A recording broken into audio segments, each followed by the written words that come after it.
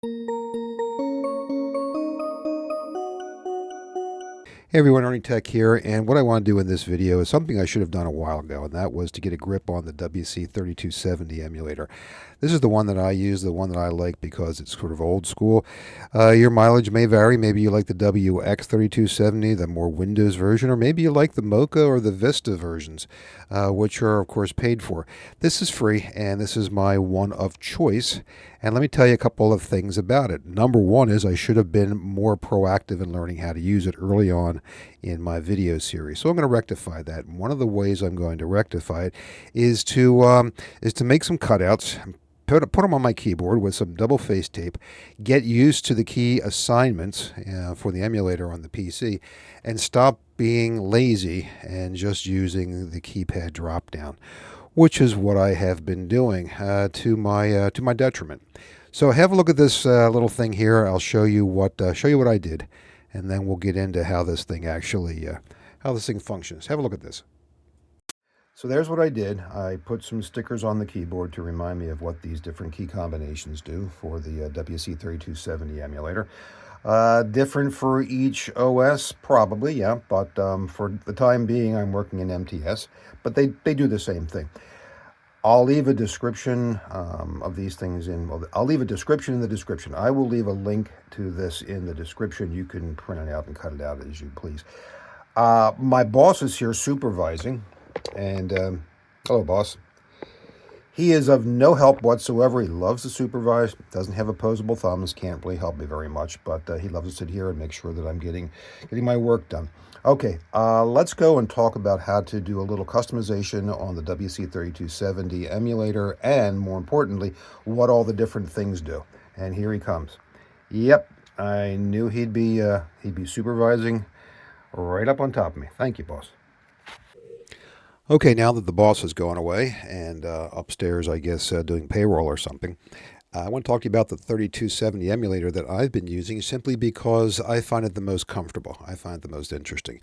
There are other emulators that you can get that you can pay for, Vista and Mocha, and I've downloaded instances of them and played around with them, but a bit of a cheapskate that I am, I don't want to pay for these things if it's a hobby. And if it's a professional environment, yeah, I think there may be good reason to have something like Vista or Mocha, who are very customizable, but this is as well. And there's a reason why I think this is more interesting, and that is that there are several versions of this 3270 emulator, the X3270 emulator. There's a whole bunch of versions of them, in fact. I choose the WC because I like the character environment, but let me just show you over here. There is another one you can download, and I've done it, and I use it, but not that often.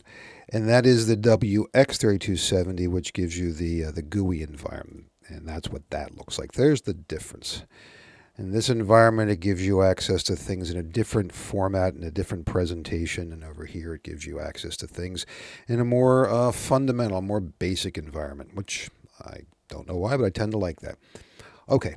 Getting back over to the WC3270. So I'm going to give you a little warning on this particular video.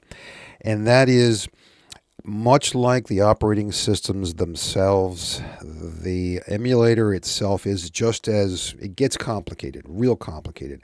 This is not the greatest website in the world because of the way it distributes all the things that you might be interested in knowing about.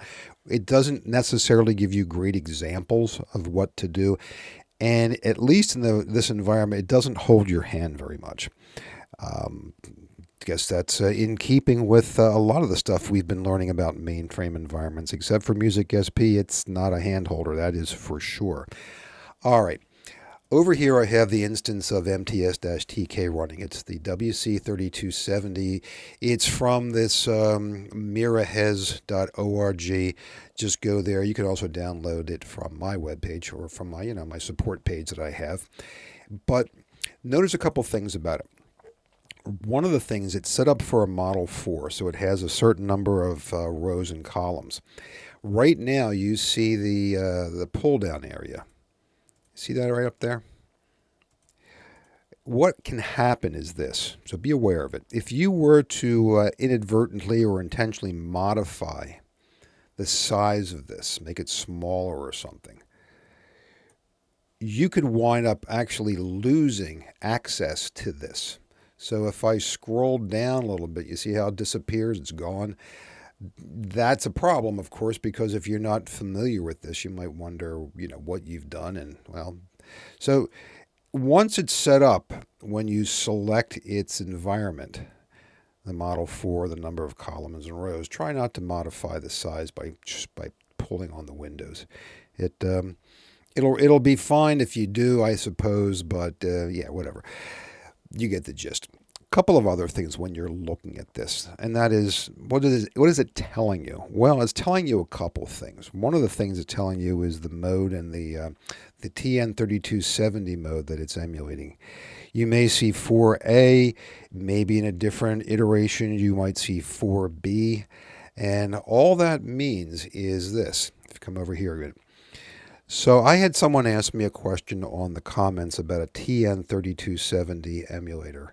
And a TN3270 emulator is, in fact, I think what this really boils down to is it's a telnet instance for 3270, because telnet is the way we're getting into the host.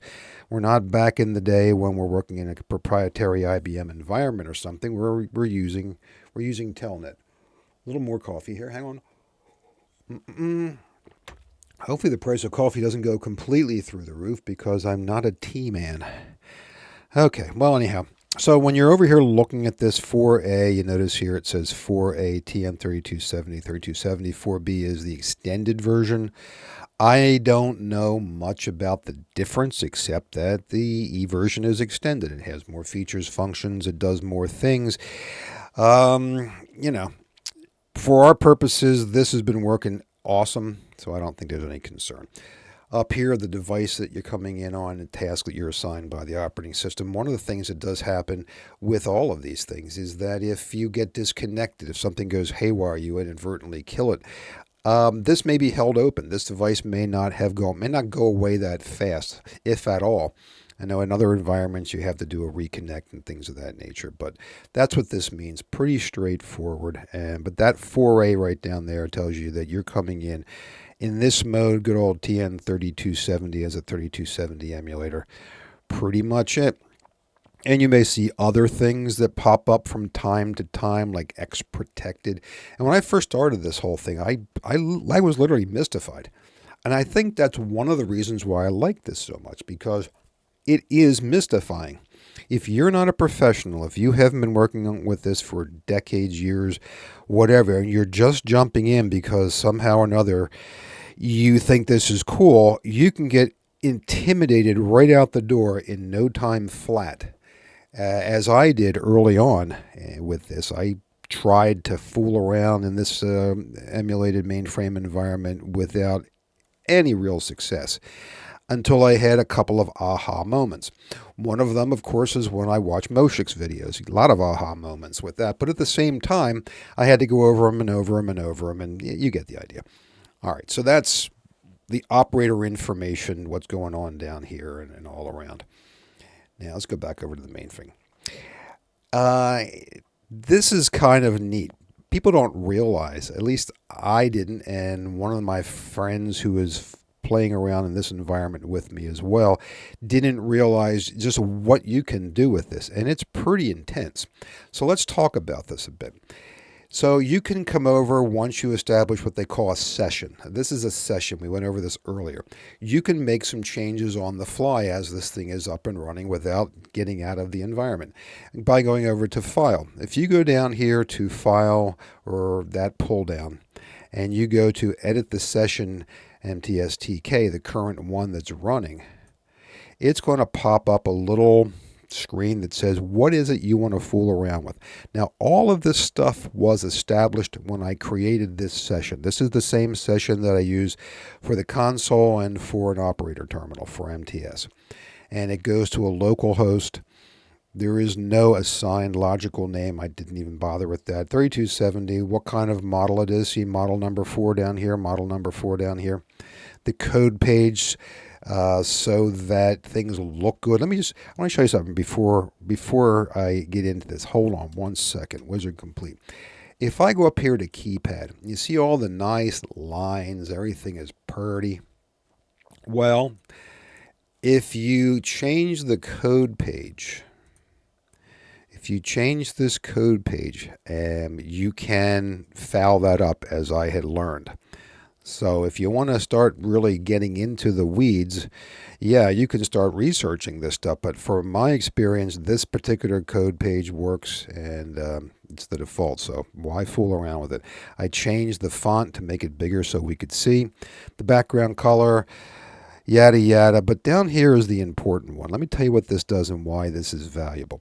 So if you're in Windows, as I am, you have a Notepad environment. I haven't tried this with Linux as a client, but in Windows, if you opt for number 30 and you press enter, it asks you for your permission, yes. It starts up a local instance of Windows Notepad, which is what you want to use if you're going to modify the actual session file itself. And I've already had it open several times, as you can see up here, so I'm going to close that down. Of course you can. Hang on one second here. Let me just do it again because I'm ham-fisted. Bum, bum. Hold on. There we go. Okay, here we are. So there's a session file, and the session file goes along with this particular instance of your emulator, the one that I set up to get into MTS. You can have dozens of them. You can have as many as your little heart desires, depending upon how many different kinds of places you want to go to and how many different kinds of systems you want to check into, whatever the case is. But down here at the bottom, there are some things you can define. You can put in here some changes you want to make. Let me give you a little caveat, though. This is just a text file. And for me, it's buried. It's in the user subdirectory of the C drive. It is in the OneDrive subdirectory because everything in there gets backed up to OneDrive. It's in the document subdirectory of that, and then it's in a subdirectory called wc3270. You can go there. You can use Notepad. You can use Notepad++, whatever you want, and modify it on your own. I wouldn't recommend it, though, because what this does is it carefully omits the lines that you shouldn't fool around with. I don't know how it does it. Beautiful programming for sure. But there are sections of that text file that you don't see when you come into it through this utility. And that protects you from overwriting stuff which will bonk the system. You'll break it. It'll go pear-shaped. So always modify this session file from within the 3270 environment, and you won't go wrong. At the bottom, you see where it says additional resource definitions can go after this line? They could go up here too, but nothing would happen. But if I put in this code right there, see it says wc3270.host color for protected turquoise. Well, I mean, it's almost like an object file. You see, the W23070 is the top. The dot is a feature or something that is associated with that, and that is host color for protected. Out of the box, it comes as a dark blue. Dark blue on black ain't that pretty. I changed it to turquoise after looking at a web page called idx or ldx.ca, and then I added a couple of additional things here. So you can add stuff to that by using this methodology.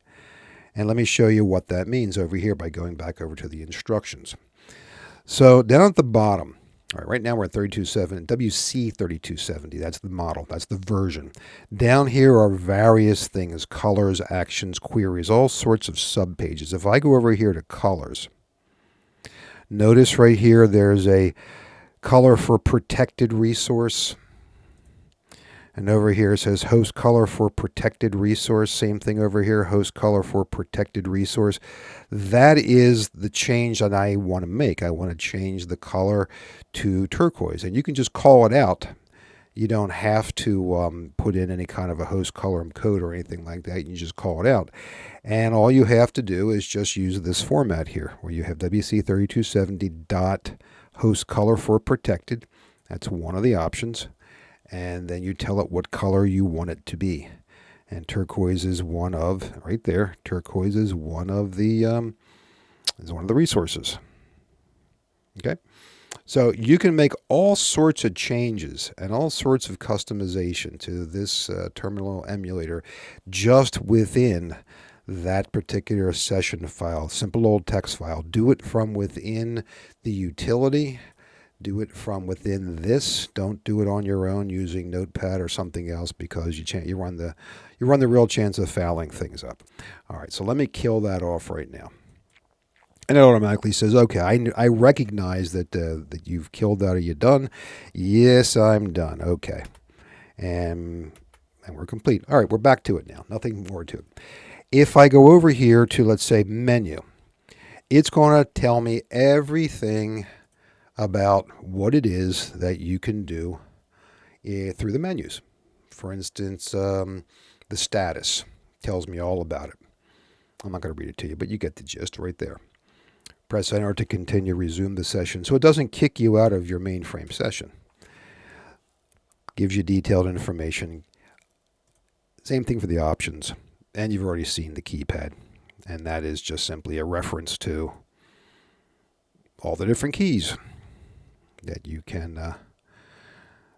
get to. But again, I decided to play with the printer and a pair of scissors and some double face tape and make my keyboard look like, well, I'm not sure it's going to stay on that keyboard very long, because it looks stupid as get out, but it works.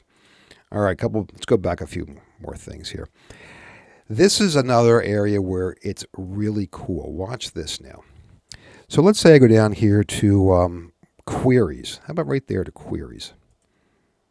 Okay, what kind of queries? What does it mean by a query? Well, in addition to being able to play around in the mainframe environment, you can play around a lot just in the emulator. You don't even really have to worry about the host. You can just fool around with the emulator. I'll give you an example. So you're in MTS. Let's say for fun, just for fun, I log in. All right, just for fun. And the usual rules apply. No charges. Thank you, officer. That's it. Okay. If I press the escape key, watch what happens. So she pops me into the local environment, the wc3270 environment. If I type in help with the brackets and go over here and find what that means. Oh, I'm sorry. Let's back out of this 1 second here. Hold on a second. Let me just stay synchronized. All right, so we're in the query. Let's say I want to say, what's a good thing to ask it? How about the actions query, the key map query? How about this? Watch this. So there's the key map query. All I have to do over here is type in a query to the environment and say query, opening bracket, key map. Watch what happens. By putting that in there, it then goes and lists out the actual mapping for all the different keys. Now, see, that was the kind of thing I should have been doing early on in my mainframe career, as it were. I would have been a lot better off than trying to constantly pull down and just wing it like that. So that's what happens at that prompt there. Give me another one, which is kind of cool. Let's go to, what other thing can I do, which is pretty neat? Let's go to actions. And, the help action. So you can ask for all sorts of information through the help screen. So I'm still at the wc3270 prompt, the local prompt. If I type in help and then what kind of help I want, let's say I want help for all the 3270 actions that are available to me. I type in help 3270, press enter, and it tells me all the different kinds of actions that I have available to me through the emulator. And there'll be a lot, as you can see. It also will bring up a web page, so if you typed in help online, it would do the same thing, but all it would do is just take me to right here. So same thing with file transfers. At some point in time, you're going to want to do a file transfer. And that is an MVS command, $file, that you can utilize from the MVS environment to move files up to the operating system. You move it into the mainframe. You can move them into a partition data set, something a data set within a partition data set somewhere. I did it before when I was fooling around with it initially. It's not complicated for the first. It's complicated for the first 52 times you try it, and it's completely uncomplicated after that. So you get the idea. So what I wanted to do is just simply show you that when you are working with this emulator, the wc3270 from Mirahez, it's not going to seem intuitive at first. It's not going to seem easy to figure out just what it is that you get to do or how to make it do what you want it to do. But the easiest thing to do is go to the website, and let me just go over here real quick and get back into MTS, is just go to the website, learn a little bit about it. Try not to become dependent on the keypad pull downs. Learn the options. Modify it by editing the local session. Modify the session file. Okay. Modify the session file locally through the utility and not on your own. And put anything you want to put in there, which will then be available anytime you use it in the future. All right, let's get out of that. And then if you want to, and you have other things that you want to do, ways of automating things, connections, and so on, just use your escape key at any time within your session with your mainframe operating system. Use the escape key. It will bring you into the local environment, and then from the local environment, you can do things like give it queries. You know, what is it that I can do? Tell me about. Just like one more thing. I'm just kind of curious. How does that work here? Let's see. QUERYMODEL. Oh, look at that. So there it is. Now that says an IBM 3278 4E, but at the bottom it said 4A. So you guys tell me in the comments what I don't understand, because there's a lot. All right. This was a little longer than I expected, a little more complicated, but it was necessary. It's something that had to get done. It had to be done because I was being lazy and I was using the pull downs and not really understanding it. Now I got something to look at on the keyboard, and maybe you want to do that too. If not, same thing. Learn how to use this thing, and your sessions in all the mainframe operating systems that we're fooling around with will be a lot easier. Okay, that's what I want to talk to you about today. Appreciate you hanging in there with me. And, you know, the usual stuff applies. Please subscribe, and I appreciate all your great comments. And I'll talk to you later. Bye for now.